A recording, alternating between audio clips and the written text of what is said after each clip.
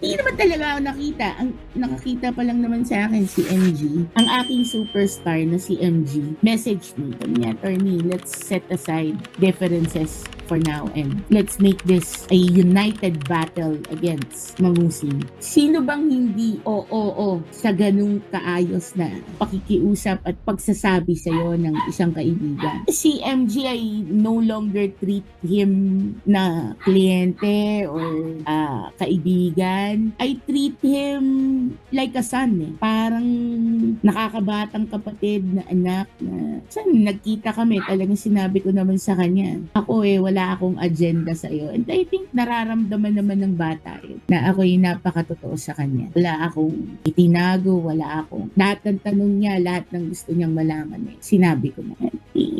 He was very supportive. Kaya nakakahiya kapag hindi mo napagbigyan ng hinihingi ng bata na let's unite. Because that's really the essence of all this eh. It ain't about me. Mga sinisigaw ng kung sino-sinong utangin na kaya kayo nagkakaganyan, di lang napagbigyan yung mga kamag-anak niyo sa Abra, mga hayop kayo eh. Kaya lang naman kayo bumaliktad kay Mangusing. Bakit hindi kayo makapagdemanda? Kasi, sa inyo kasi nagpupunta yung pera bago dumating kay Dong Batalan, di ba? Kayo ang kolektor.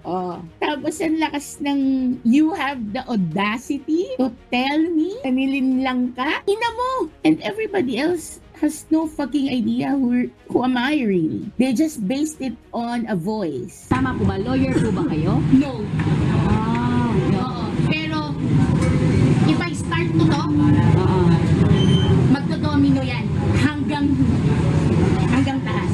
Napag-alaman na dati umanong call center agent at law student si Yance. And then some of you guys said, well, Macmac Pablo claimed that I admitted because there was no denial. Doesn't make sense. He did not speak to me. I did not deny it to your face. I did not admitted it to your face. Dapat meron kayo mga verification. Kasi kapag nagpatol ako at nagdemanda ako, yaring-yari kayo. Kasi may mga ilalabas akong dokumento na, Diyos ko, ang dami talaga mapapahiya.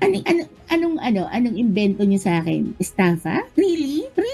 Diyos ko talaga. So lame. Parang ganun talaga. Siguro kasi I am the easiest target because I am the female and everybody was lalaki. Second, I was the fastest growing. Maraming followers, maraming naniniwala, maraming nakikinig. At that point when it came out, I just scored Ian. And ako genuinely, tinulungan ko lang naman talaga yung tao because no one wanted to help. Kasi nga, si FG ayaw naman maglabas ng pera niyan. Sino ba may pera rito sa mga to? Di ako. O kaya sa akin napunta ang obligasyon.